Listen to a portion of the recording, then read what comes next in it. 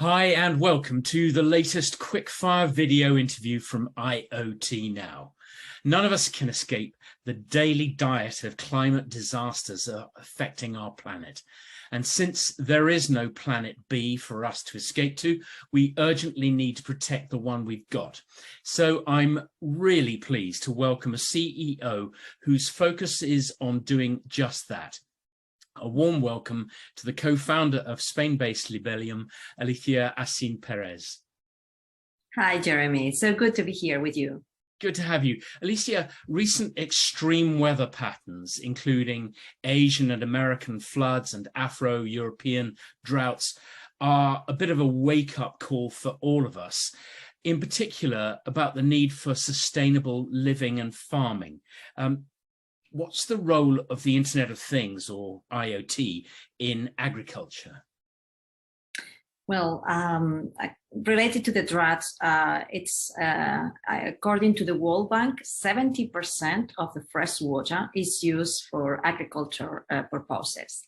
And there are research saying that 20 to 30% of that total amount of water is wasted because of over-irrigating, or because they are doing in moments when the water is not even actually going into the field, but just going to the atmosphere again. By using IoT devices, you can monitor the right conditions and give the farmer the precise instructions to tell how much water do their fields really need, and also when is the right moment to start irrigating. Of course, smart agriculture is only one route to geo-sustainability. Libelium's also been working on water and air quality monitoring, from what I understand. What have you been doing in this area, Alicia?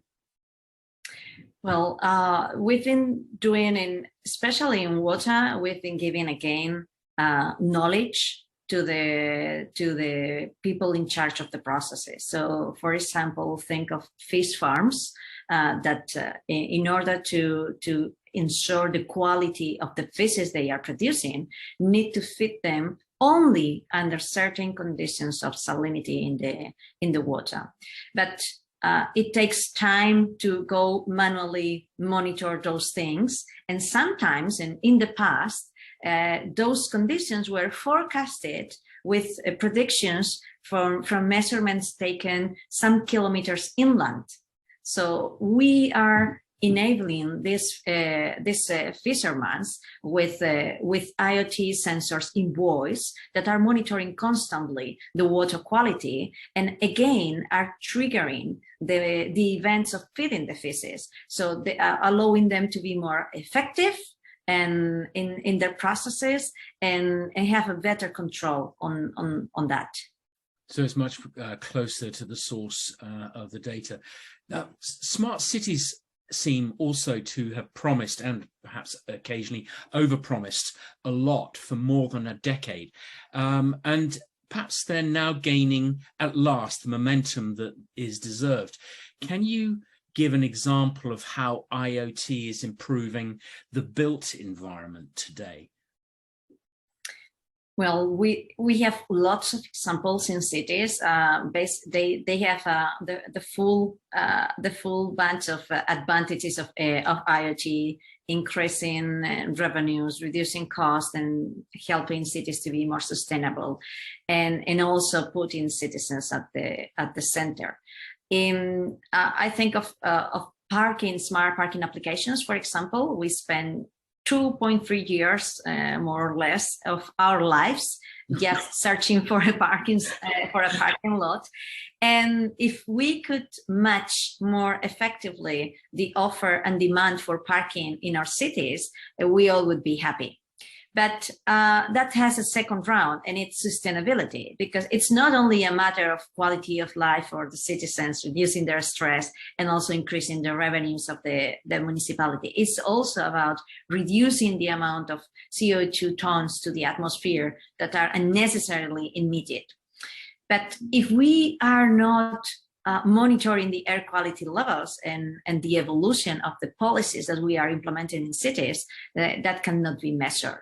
So to a certain extent, the use of more data in cities to help them to make better decisions helps to, it moves us towards datacracy, which helps us, everyone, to make better decisions and have cities more transparent. Yeah, makes sense. So looking ahead, Alicia, how can you make IoT solutions easier and cheaper to deploy worldwide, which has long been a problem, so that now more applications will work really well in situations where today profits are still marginal? Well, we have we've always had the same approach in Libelium, and we think that in every IoT project, you always have a minimum basic infrastructure that you need to cover in terms of cloud services and connectivity, connectivity rates, and also the connectivity infrastructure itself. In many cases, many companies have the approach of going with very low-cost sensors, but they are duplicating infrastructure in many cases. We've always bet for the other approach, having very horizontal and modular devices that can group different sensors, and think of IoT devices as service points offering multiple services to multiple stakeholders. So what I think in the future is maybe in order to make it more affordable for everyone, IoT networks should be thought as an internet infrastructure, a new source of data where you have operators of sensor devices, and then you have multiple users that are only consuming the sensor data that you are accessing, just as we do with the cellular networks. And that is a good example, because otherwise that wouldn't make the business case ever. So I think eventually we'll collide them. Well, I can't wait to hear more about this work in future and what it achieved, Alicia. Till then, thank you for joining us. It's my pleasure to be here. It's been great to have you, and thank you everyone for watching wherever we find you. Till the next time, bye for now.